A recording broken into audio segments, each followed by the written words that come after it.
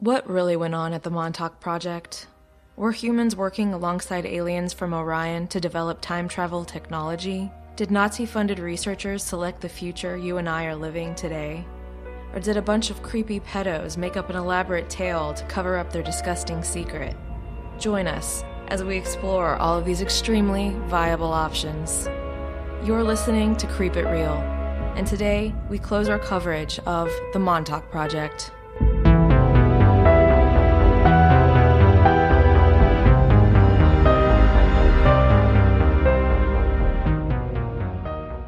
Creep It Real is a weekly podcast where we present our theories of the subjects we cover based on our interest and research. Some material may be graphic and disturbing, so proceed with caution.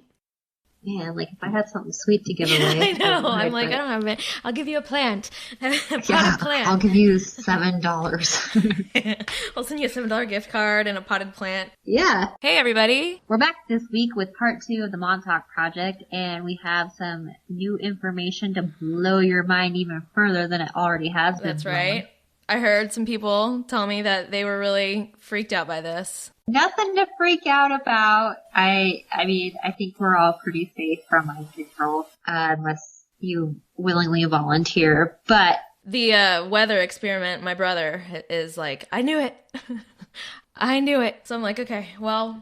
let's all calm down and get back on track. So when we left off last episode, the researchers at Montauk had moved the chair to Montauk, and they had begun perfecting their research on getting their psychic into other people's brains and bodies from that chair. And the agenda was about to take a sinister turn. The researchers now wanted to control how humans think and put thoughts in their heads. So that sounds like something I don't want to have any part of. It's like the 90s Batman movie with Val Kilmer and Jim Carrey, where they stick the thing on your head. And man, I forgot about that movie. Yeah. Okay, so yeah, I love 90s Batman. Okay, I'm like you. I think that's everyone's least favorite, probably. I know my husband hates him, and I absolutely love him. It's the more fun Batman. Yeah. Yeah. So they would introduce their psychic Duncan to people, and without their knowledge or permission, he would begin concentrating on them. And they say 99% of them would have the same or similar thoughts as he was. So he began to be able to push his mind so far into another person's that he began to be able to control another person completely and make them do essentially anything that he wanted them to do. This was a control factor much deeper than ordinary hypnosis. So they make an effort to emphasize that he really was not under any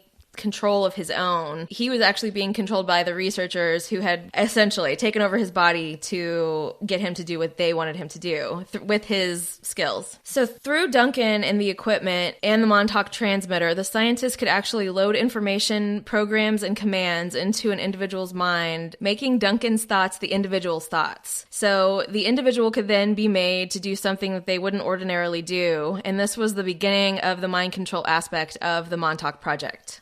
More and different experiments ensued, and they started targeting individuals or masses of people, animals, places, and even technology. They could shut off electronics, telekinetically move objects, and destroy rooms. In one case, Duncan focused on shattering a window, and it actually shattered a window in a nearby town of Montauk. Supposedly. Supposedly, yeah. We'll see. I'm like, well, I would like to talk to somebody about that. Yeah. Animals could be made to charge off Montauk Point and into town, often running straight into the glass storefronts or buildings. Humans could be influenced to start a crime wave. In experiments, Duncan was in an altered form of consciousness. His conscious mind would be diverted through sexual bliss. Yes. What? Then the primitive mind would surface. Oh, hold on, I'm sorry. I was kind of curious about this because I was like, I was trying to find out what exactly that meant. Like, what exactly was going on there that was getting him to this form of sexual bliss that they're talking about, unless it was just a mental state, or was there actually somebody there getting him? I don't know. Who knows? I kind of think at this point his brain would be like scrambled eggs, so... Well, his doctor did say that he was essentially brain dead, but like his psychic mind was able to get him through daily tasks. And that also, these experiments that Shai is talking about right now sound awfully similar to what the police chief had pressed in that was happening in the town. So that there could actually be some validity here. It is said that Duncan the individual would be transferred into an orgasmic trance, and his primitive mind was at the disposal of the researchers, and he became very suggestible and controllable. However, he reached that point, I don't know, and and I'm gonna stop talking about that for now. But I'm just wondering how he got into this orgasmic trance. If they could make green beans taste like carrot cake, I would be down. Okay, so for this programming, information could be installed via any of the body's senses, and then Duncan would be directed to have his primitive mind concentrate on this installed information. And then once the primitive mind was told to focus on something, it would concentrate with his whole being. So his mind would focus on this one subject while his body went into suspended animation. His primitive mind could also be cleared of previous programming and something else could take its place. So they would use spoken words, written words, movies, music, or whatever was needed to work his primitive mind. And that just reminded me, all we do is reference movies as far as what things that this reminds us of. But that reminded me of Zoolander and using that little song to get them going. Murder mode. You know how the files are in the computer? The relax song, right? Yeah, relax. Yeah, I was like, I think that it helps me to think about these things, to relate them to something. So these techniques were key to getting clear thought forms from the transmitter that would affect another person's mind or bring creation out of the ether. Okay, great. By 1978, the mind control techniques were fully developed and recorded, and supposedly appropriate tapes were sent out and distributed to all sorts of different agencies, I'm sure, FBI, CIA, etc., the military. So this could be developed into something of practical use, supposedly. Yeah, because I would like to know where these tapes are that show this activity. So now we're going to take on time warping, time travel, and the encounter with the beast. And everybody will have to excuse me. I have allergies and I'm extremely stuffed up and can't breathe. How dare you? I'm trying to breathe out of my mouth while talking. Not working so great. We got Shy the mouth breather today. Yeah, gross. Okay. As experiments continued in 1978, they began to realize that when Duncan's thoughts were being transmitted, they would sometimes suddenly cease. This was thought to be a malfunction until they realized they weren't stopping. They were just occurring out of the normal time stream. For example, if he thought of something at 8 p.m., it would not appear until 6 a.m. It appeared that now the researchers could use Duncan's mind to bend time. This is like a lot of responsibility and just for one man. You know what I mean? This is a lot on his plate. They found this one dude and they just ran him ragged. Yeah. You control time now. Yeah.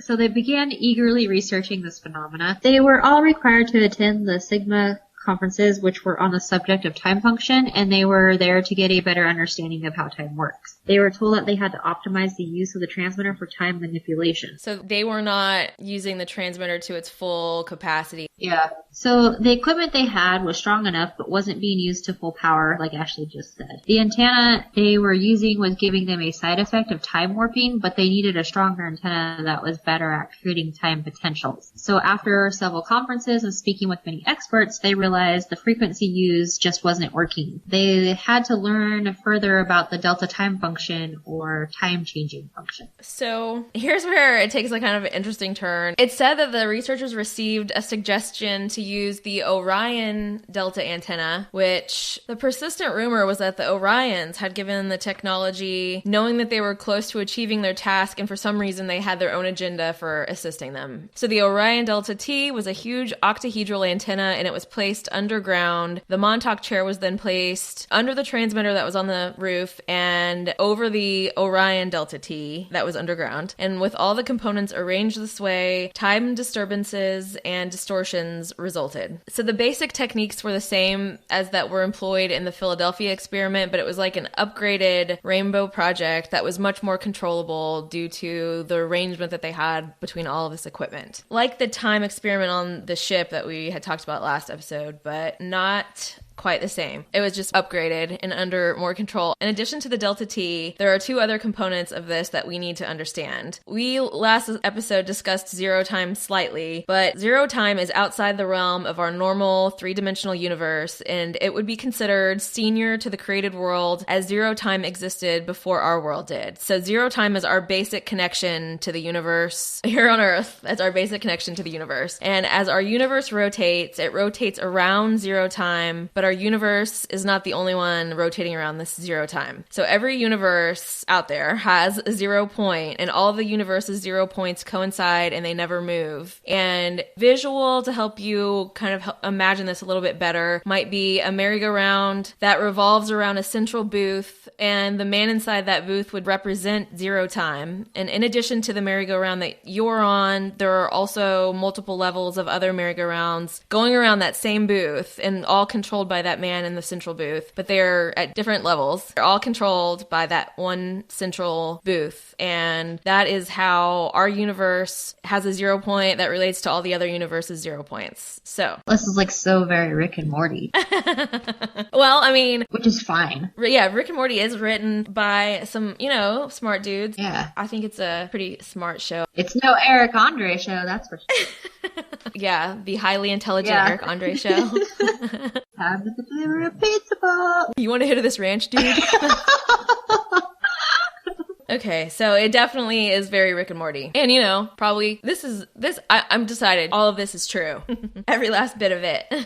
Everything. If you doubt a little bit of it, then you must doubt it all. Or you have to. It's all or nothing. Yes. Yeah, okay. Back to zero time. We're talking about the merry-go-round, the booth, how that's zero time, our universe is rotating around it. A zero time reference generator. Now, this is what Preston Nichols says, and I swear I tried to further look this up and see what the heck a zero time reference generator is and if it really was invented, but I could not find anything other than sci-fi boards and stuff like that. So a zero time reference generator had already been developed by Tesla, Preston Nichols says, in the 1920s, which consisted of an assortment of spinning widgets and rotating wheels. And supposedly when it turned on, you could hear it lock into something, but it is not the power source. It was supposedly locking into the Earth's rotation itself, which they say is a secondary zero time reference. I feel a little cuckoo right now talking to you guys about this. Sounds a bit wackadoo.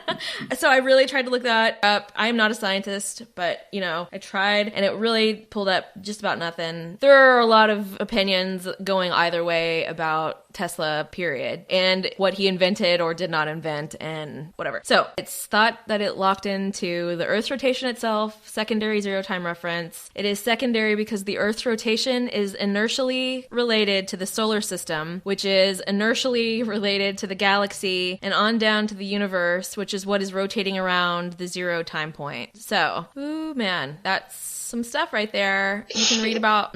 You can read about it more if you want to. But.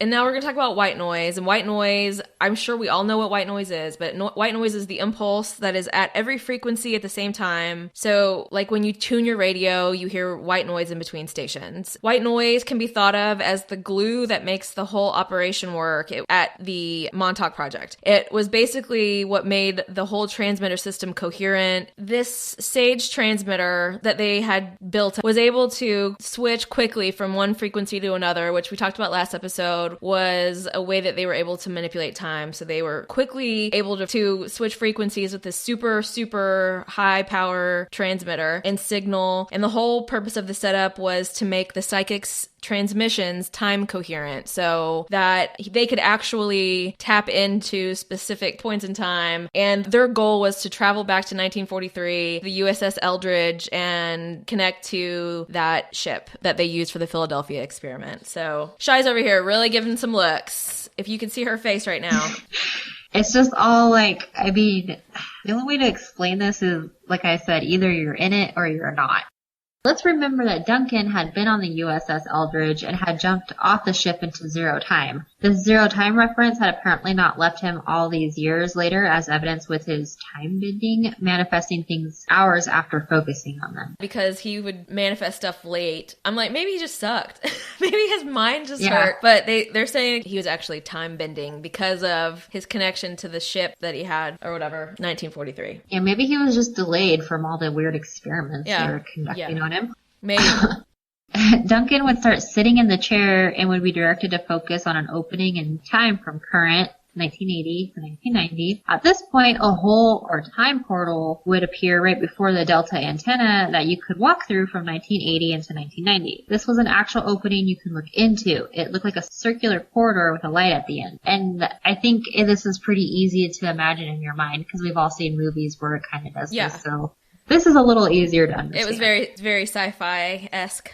Yeah, the time door would remain as long as Duncan focused on it. So those who entered said it looked like a spiral similar to sci-fi renditions of a vortex. And I have a picture I can post if you need it out there on Instagram. So at first, the time portals will drift away, so you may enter into 1960, but the portal may be lost, and you in turn would be lost in time and space. Which is terrifying. Yeah, because how are you supposed to get back? You're not. Ugh. But this was because Duncan himself was drifting. He had to undergo extensive training to get to the portal to be stable. Researchers would spend days calibrating everything to get the correct time portal to appear. Towards the end of 1981, they had gotten it down so that if a portal appeared, it remained. And although this wasn't perfect practice, it was predictable, stable, and running according to plan. So poor Duncan, like you said, man. Who knows if this is real, but if it is, they really just kind of used and abused him because he was good. They had a couple other people that they used, they said, but no one was as good as he was. And once you spend all the time calibrating and like figuring stuff out for one guy, it takes weeks to do it for somebody else, and it's just a waste of time. So they just ran this guy into the ground. So scientists used 20-year biorhythms of Earth and made 43, 63, and 83 as main time portals, to which they would create subportals to get to other time periods. After the time was nailed down, they worked on the spatial aspect so that they could not only open a certain time, but a certain place. So at this point, almost everyone but essentials were removed from the base. Military was no longer needed there, and they did not want military to know what they were doing with time, because that's frightening. Yeah. Think about it. And what are you really doing now that's affecting everything else that happens in life? Well, even if, like,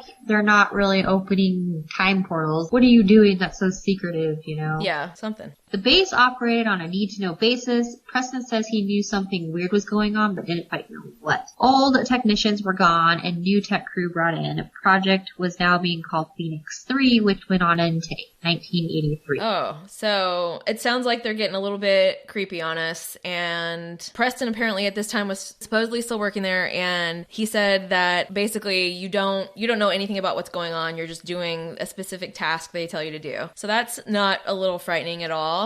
Knowing what they were up to. Okay, so their new objective was to explore time itself. So this is where they're going to start exploring time. And if you start thinking about this, it starts really making you think, what the heck's going on in the world? If this really can happen, what in the heck is really anything? What is life? Because Tide Pods are snacks now. So, I can only say supposedly so many times, but supposedly they started scouting around through past history into the future using this vortex that they had created to test air, terrain, and everything that was in these different times without actually entering the portal somehow. Those who traveled through the portal described it as a spiral that was lit all the way down, and as you begin to walk through it, it would begin to pull you through it and propel you through to the other end, which was usually at a different place other than Montauk, according to where they had set the transmitter for them to go. And that in itself, I mean, geez Louise, dude, you're just kind of leaving your life up to chance with that one. Pulling you through a portal, taking you, spitting you out wherever they feel like it. So if they lost power while the person was in or on the other side of the tunnel, that person would be lost in time or abandoned somewhere in the vortex itself, which, woohoo, that would just be awful.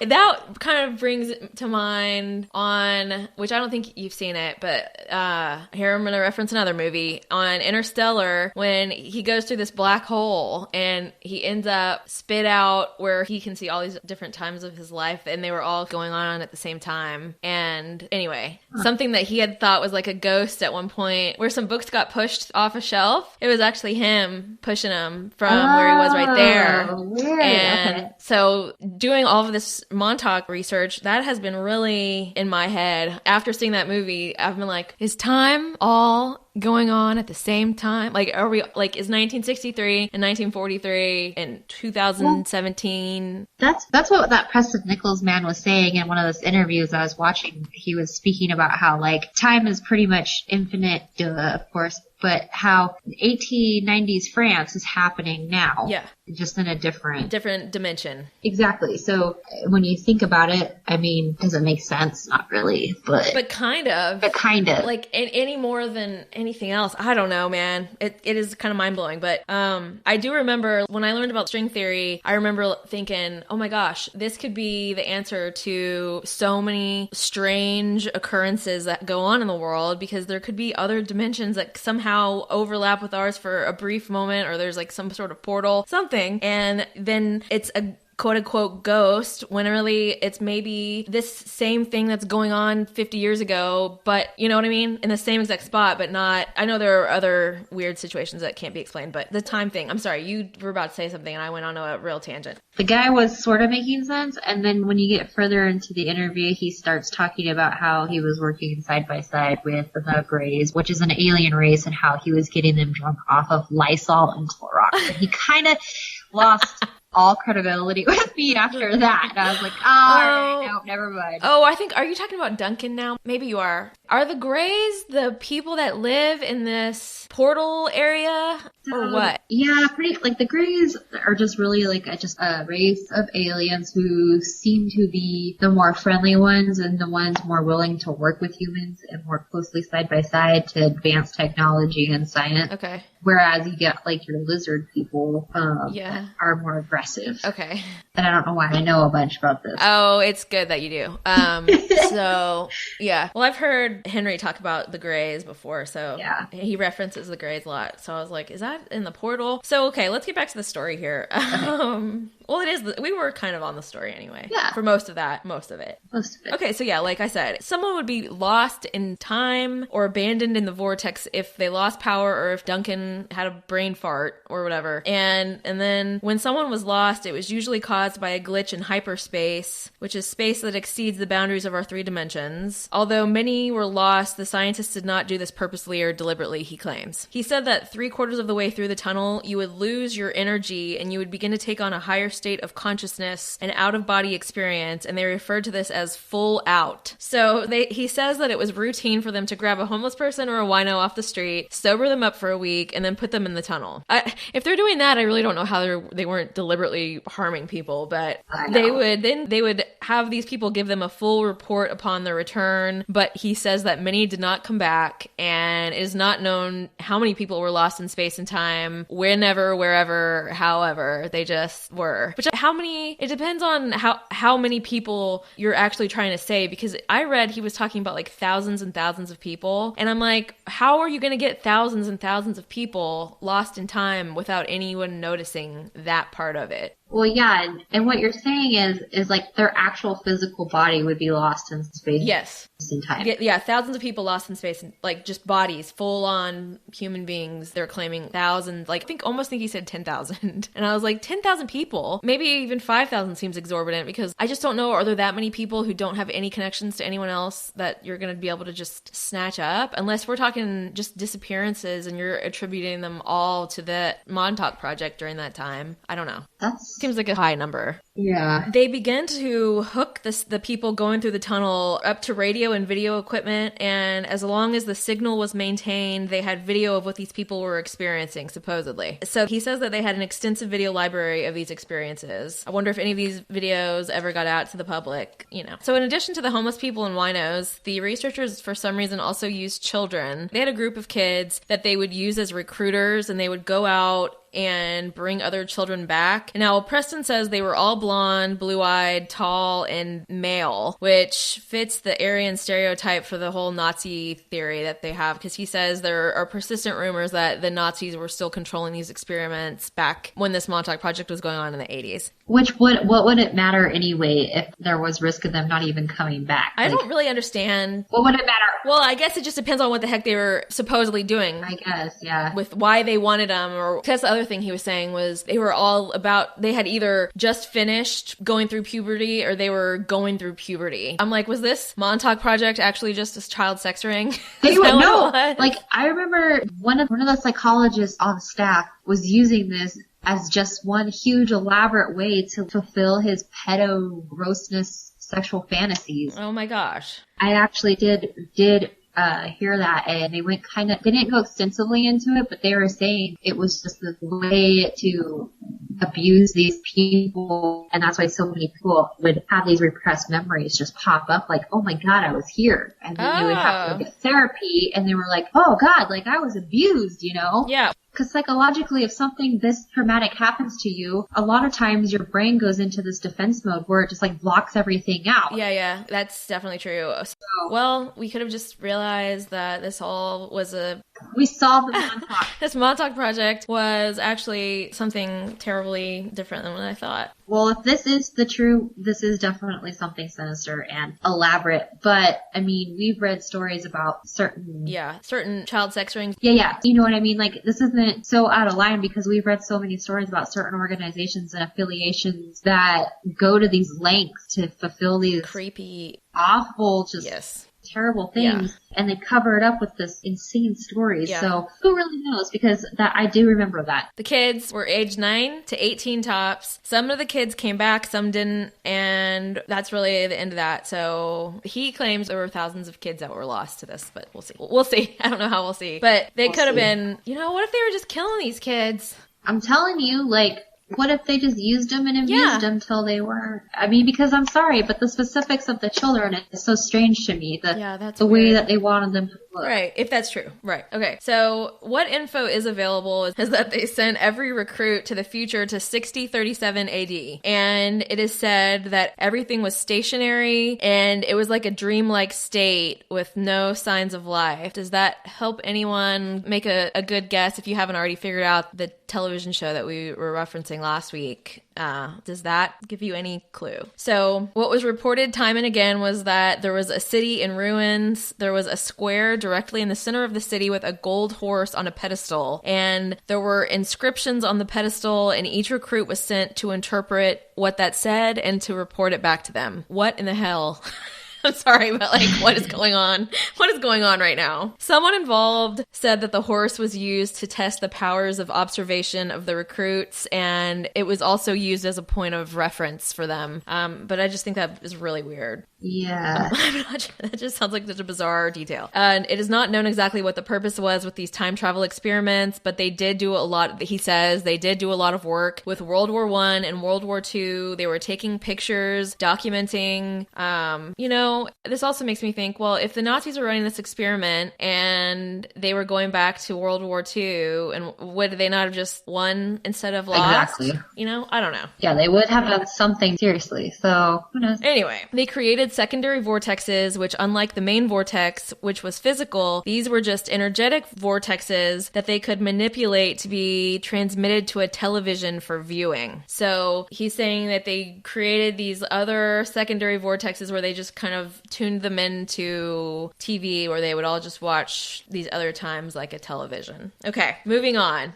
So on August 5th, 1983, Nichols was directed to run transmitter nonstop, just turn it on and let it run continuously. Nothing happened until August 12th when something strange happened. All of a sudden, the equipment seemed to drop into sync with something else. They weren't sure what it had attuned to, but suddenly the USS Eldridge appeared at the end of the portal. The Duncan from 1943, along with his brother, appeared in the portal. The project had reached apocalyptic proportions and everyone was really uncomfortable. Nichols and a few of his colleagues had been conversing about their misgivings with the trajectory of the research and its effects on the planet and everyone residing on it. They made a plan for Duncan to crash the entire project, waited for the right moment, and then someone would whisper, "The time is now," into his ear while he was sitting in the chair. And the man that I was watching in the interview, he claims to be this man. And he is a bit strange. You don't say. Yeah, it's kind of comical to watch. Also, like we've both talked about, and I think we've talked about it on here, but I know we've talked about it to each other. Well, we talked about it on just this episode. Yeah. So, like supposedly he was essentially, his brain had been fried by all of the stuff going on. And so Yeah. one would assume he's not necessarily the most coherent of men at this point. Well, yeah, and this is the same man that's saying that he would, get the aliens drunk off of Lysol, and going into work was just a normal everyday thing, and you would wave to the alien sitting next to you in your cubicle, and you would work closely with them. You know what I mean? So he was saying that at the Montauk Project that he was working with aliens. Okay, so I guess that's where they're saying that like the Orions gave them the necessary. Okay, I'm like, where was this? Like, was he at the Dulce facility or something? What's going on right now? Yeah, he's just at the DMV. So this was Montauk. Yeah. Or supposedly at Montauk. Okay. So at this moment, he let loose a monster from his subconsciousness, and the transmitter actually portrayed a huge, hairy, hungry, and nasty monster. Essentially me, if I haven't had my caffeine in the morning or my breakfast. It's not a pretty sight. But it didn't appear underground where the equipment was. It appeared somewhere on the base. This monster, it would eat anything it could find and smash everything in its sight. Several people saw it, but all described seeing something different. Interesting. Yeah, well, it's like you told me it was like a giant Sasquatch, and then I was showing you a picture of like this like electric monster. Yeah. So, and I saw another picture that was just a really creepy looking, kind of long-armed, long-fingered thing, So, and supposedly they're all different descriptions of what people saw whenever this Duncan character made up a monster that appeared on the base, which I'm pretty sure that was not their plan for him to end the project, wasn't for him to create a monster, but how could the story end climactically without him manifesting a monster at the end? Well, it's kind of like, when a TV series has been running for too long and they just come up with the most ridiculous thrown together ending. Yeah. Well, yeah, but I will say this. There are like 3 other books about more of the details of this project, which we may cover in the future, but not now. Not now. No. It was either 9 feet tall or it was 30 feet tall, depending on who saw it. Fear does funny thing to people, and no one was in their right state of mind to effectively analyze the monster as it was destroying everything and threatening everyone in sight. Yeah, so that's what I was going to say too, is like, well, depending on where you're at, how close you are, what your state of mind is how you can interpret this. So people see things and interpret things differently. Yeah, and how the frequency is affecting you at the position where you are on the base and whatnot. Yeah. Exactly. Nichols' supervisor instructed him to shut off the transmitter and to try and dissolve the monster, but it didn't work. They then went to disconnect the power for the base altogether, but that again had no effect and the power remained on. The next idea was to sever the power cords going from the transformers in the ground to the transmitter, and still the lights stayed on. It's like whenever someone is like, I woke up in the middle of the night, my TV was on, and I know I went to bed with it off, and I looked and it was unplugged. That's kind of what it reminds me of. Like this thing is powered by something beyond whatever is going on. Next, they went to the transformer farm next to the transmitter and cut the wires, but the power to the transmitter still stayed on. Pulled wires out of the panel controlling transmitter, which turned the lights off, but the transmitter itself still remained on. Nichols then says he went upstairs and began to destroy the equipment itself to the point that the transmitter finally could not work any longer. He says you can still see the torch marks he made on the equipment today. It was at this point that the beast stopped moving and began to disappear into the ether. The portal closed, and that was the end of that episode. So, the monster was finally dead. That was a persistent monster, man. Yeah. And, assuming this is true, you gotta think, like, they have so much electricity and radio waves and frequency waves, and, no wonder they had so much trouble turning off all these things, you know, like, kind of self-induced sickness here. Yeah, really. They realized after he finally cut the wires that the transmitter was in free energy mode. The 2 generators, the one at Montauk and then the one on the ship, the USS Eldridge in 1943, had locked together, and there was a tremendous amount of energy that was bouncing between the 2, causing this energy to continue on without any actual electrical power. So in order to successfully make these time travel experiments possible, they needed a witness effect. There were 3 witness effects on the Montauk Project. So one witness effect was physical people who had actually been on the USS Eldridge. So anyone who had been on the ship and was still alive, they brought to Montauk, which is why Duncan was there, why Al Bielik had come, and there were others I'm sure that we didn't talk about that were supposedly on the USS Eldridge and also had been brought to Montauk for that purpose. The second type of witness was the concerned technology, which means the zero time generator used on the USS Eldridge was also used at Montauk. When Eldridge had been decommissioned, the generator from the Eldridge was put in storage in 1946. And when Montauk began, they brought that generator there to Montauk. There were 2 radio transceivers that they also used, and Nichols says he tried to find out information about what these actually did, but he really couldn't. All he knew is that they were used for the stealth fighter technology, so that's what he's saying they used at the Montauk Project. And they could transmit across time and were used to lock up the 2 projects. This is the old equipment with the new equipment. And then the third type of witness effect was planetary biorhythm. The term biorhythm is an esoteric term that refers to the higher order channels that regulate life in an organism, and they are a result of the resonance on which nature operates. In humans, eating and sleeping involve biorhythms. When you're looking at the Earth, the seasons and the daily spin of the planet involve biorhythms. So that was the third and final witness effect that they needed to make this time travel experiment possible. So the scientists at Montauk actively studied the Earth's biorhythms and how they related to the entire universe, and they discovered that there was a major planetary biorhythm that peaks every 20 years. So the Philadelphia experiment was in 1943, and although Montauk was in 1983, 40 years later, it was still a multiple of 20 and served as a potent witness in that regard. It enabled the 2 projects to link up. So it is possible for the link to be made without the witness effect, but it proved to be very helpful for the project to have it. So after the bizarre monster incident on August 12th, 1983, the Montauk base was essentially emptied. The lights had been turned back on, but everything was scattered in disarray. Most of the personnel was rounded up and effectively brainwashed into forgetting what took place there. Supposedly. A photo was taken in 1986, well after the project had ended, and it shows a giant beast which was not there when the photographer took the picture. So a phantom phenomenon of sorts showed up in this picture. Well, this kind of fits along with what I was saying earlier about time going on at the same time, but maybe also if that monster really was there to begin with, then it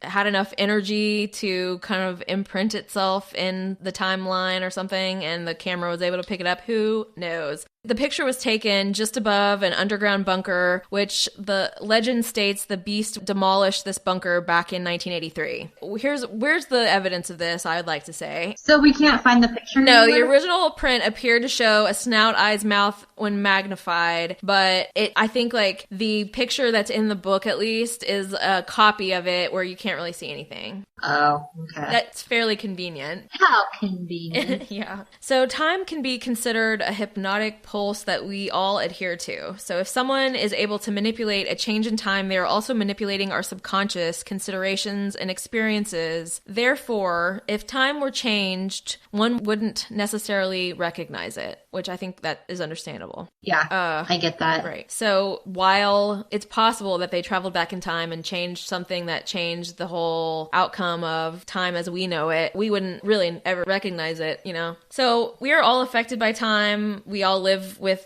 our time, but we can gain advantages by learning more about time itself. You can try to begin to gain a better understanding about time by thinking about it, like I have discussed doing. Well, in my opinion, I have not gained a better understanding. I've just gained a bunch of theories about what it could be and confused myself and made me, I guess I've been in a very philosophical mood the past few weeks, but yeah. You are woke. You have become woke. Or I'm just confusing my brain and not having a clue about what I'm talking about. I don't think any of us do. That's probably true. So at Montauk, the scientists were able to view the future, multiple futures apparently, and once they chose a particular scenario and activated it, the future would become fixed. So what Preston Nichols is telling us is that these researchers at Montauk basically chose our future for us. Well, I look at that and I'm like, well, they didn't really do us any favors if that's the case, because True. Look at the state of the world and Yeah. look what's happening. So thank you for nothing. Maybe that was their intention. Maybe this is just one big Nazi plan to ruin the world. Well, they're achieving that. However, that does not mean that the fixed scenario could not then be further changed by making more manipulations. Though we are not slaves to time manipulators, our subconscious has its automatic or hypnotic levels, but it also contains seeds of freedom, dreams, dreams. If one can dream it, it can be brought into being. Oh. It's not hopeless. Okay. I think what he is saying really with the book was it's not hopeless, but he kind of makes it seem a little hopeless. It doesn't sound too promising if there are like researchers manipulating time for their own purposes and just choosing our future for us, you know? But yeah, have hope, everyone. You can still dream. So what that makes me think is like, if someone has predetermined our future, like what's the point? Yeah. You know what I mean? What's the point of trying? Well, what's the point of failing? What's the point of dreaming dreams? And I guess the thing is that we can be that time glitch that interrupts the flow of time and makes it different. I don't know, dude. I'm trying to put a positive spin on this too. I'm like, we still have our own personal freedom. Well, yeah. Sort of. I don't know. I mean, maybe we can change time ourselves with enough effort. Well, I think it just depends on what your belief system is. Yeah. Like you were saying, the point of this book is to say that time has been manipulated and people affected perhaps by some dark forces with less than great goals. So we have to ask ourselves, who really was behind the Montauk Project? Yeah, who is it? Was it Nazis? Was it Nazis and aliens working together to just destroy the world? Was it... Who really knows? Was it our government? Probably. They're always up to no good. In 1984, a team of Black Berets were sent to the base, reportedly told to shoot anything that moved to purge anyone that still might be on the base. Following the Black Berets, another team came to remove any equipment that felt was too secret and sensitive to leave behind. To me, that would be like everything there. Yeah. I wonder if, I mean, you're not really supposed to go there anymore, but I do wonder if you could see that torch burn that he claims he left on the transmitter or whatever. Curious. Anyway, sorry. The next step was to seal the underground tunnels. Cement trucks arrived, witnessed by many, and filled the tunnels, including dumping cement down the elevator shafts. The gates were then locked, and the base was abandoned for good. Well, I don't think you can keep out a telekinetic energy monster with cement. No, and we have the underground tunnels completely sealed off, so... Again, how convenient that nobody from modern day times can go explore those and see what was really going on. Right, because something was going on regardless of whether it was exactly what we've said here or something else. Yeah. Or just a creepy child sex ring. Which is what I'm leaning towards after hearing that. You can still get a good view of the antenna atop the base today. Walking on base is prohibited. There are also occupied buildings on the roads leading to this base. So...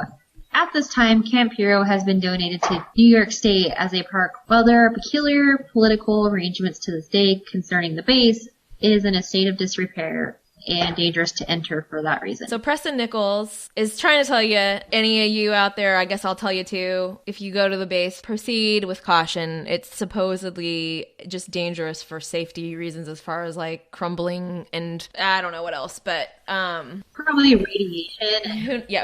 Who knows, because we have no idea what actually went on there. Yeah. There could be a wormhole somewhere, you know, that you accidentally go through and end up in 1963 or something. So just be careful, everybody. But he claims like he knew two people who had worked on the base that had traveled back to visit after it had shut down, and that they told him that they were abducted and they didn't remember what happened afterward. And then another person reported that there are now video cameras on top of the base and they can be seen from the top of the transmitter building, which is odd considering that the buildings are supposedly vacant. And why does it matter if why do they need closed circuit television cameras anywhere on the base really at all, unless they're just that worried about people going inside for safety reasons? But I highly doubt that, you know. So something fishy went on there. And I guess if the reports are true and there's video cameras, sitting on top of the buildings, then somebody is still concerned with people getting something. I don't know what, but who knows?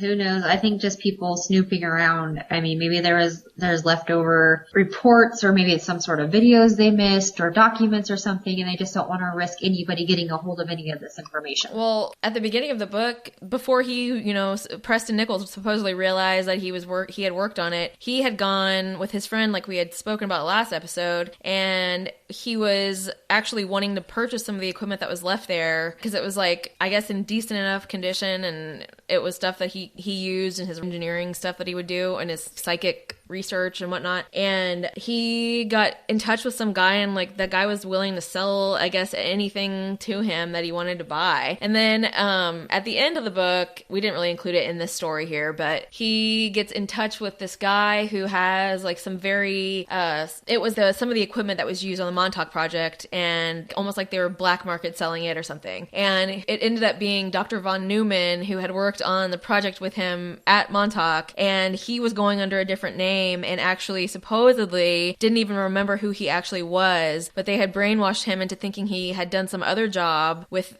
that project, and then he was now just brainwashed into selling this equipment as just some guy who was knowledgeable about the equipment, but that's about it. And he was actually supposedly the doctor on the project. So there was another guy that wrote a book, but they were saying how he was like he wasn't very intellectual, so he actually had someone write the book for him, and he started gaining all this fame from it, and then all these people started coming out of the woodworks like, oh, I see that he has money now and fame and recognition for this crazy thing. So all of a sudden, oh no, I remember being there and I remember being part of this Montauk Project. Look at me. And they even had this one guy that was supposedly from like Russian royalty descent. And all of a sudden when he started speaking on TV, he started speaking with like this Russian accent and this Russian dialect. But if you were to speak with him in person, off camera and whatnot, he was just a total normal person. So it was like an American, you mean? Yeah. Okay. Total normal person. Sorry. He would start speaking like a normal American without the accent, without the dialect. So a lot of people speculate, and it does kind of make sense, like people were kind of riding the wave of this really interesting, strange story to get recognition and stardom and money. So now this doctor that he went to buy the equipment from, who he realized was Dr. Newman, he claims that was actually Dr. Newman going by a different name and not realizing who he actually was. But all these other people who claim that they were there, those people we don't really, who knows? Yeah. Now that said, I'm curious about the people that went missing, all the thousands of people that supposedly went missing. I mean, homeless people go missing all the time. You know what I mean? Yeah.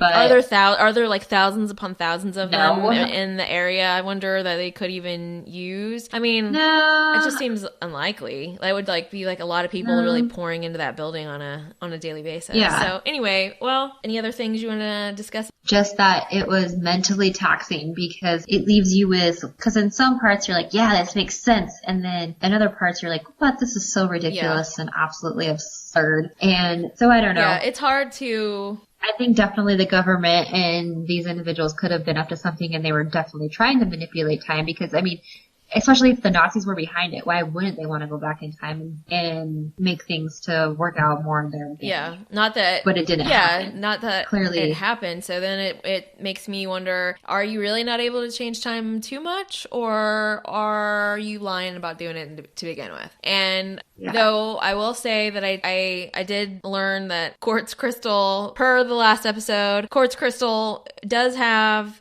a frequency. I just don't know anything about watches, so I really, I think I'd heard that they use quartz crystal for getting a watch to run as accurately as possible, but I just didn't realize it, really. So learned that. So the quartz crystal thing, my husband, who is like extremely skeptical about all of the things that I discussed with him. Yeah. When I said, and then the real kicker was that they connected the transmitter to crystals, and he was like, well, actually crystals would, and do have some sort of frequency. I was like, oh, okay. Well, okay. So the quartz crystal part may definitely not be the most bizarre detail of the story that makes me question its validity. Maybe that would be all the other stuff that we that we discussed today. Everything else.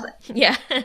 If you haven't guessed it yet, the secret show was Stranger Things. Stranger Things, which I tried to give you a hint with the outro music last week. And if you watch Stranger Things and listen to this episode, Stranger Things is actually based off of the Montauk Project. And I think once you realize that, it all kind of makes sense. Yeah, except for our new proposition. So anyway, that is it for Montauk Project for us. We may revisit it later, but I can't tell you for sure. So we're going to get back to the true crime because I can only have so much sci-fi in my life. Yeah, we're getting back to true crime next week. We're going to cycle through the different topics that we cover. But thanks for listening, everybody. We hope you enjoyed the Montauk Project Part 2. If you have any insight or any information on it, let us know. If you have your own take on it, we'd be happy to hear it. So don't be afraid to email us, drop comments on our Instagram, right. creepitrealpod. And creepitrealpod@gmail.com. I have a new development I'm going to talk about next week, but not yet. Please don't forget to go give us 5 big old beautiful stars on whatever format you listen to us. That is super helpful in letting us reach new listeners. It motivates us to do better quality. I mean, for me and Ashley have been working really hard to get me some new equipment and to get me set up. So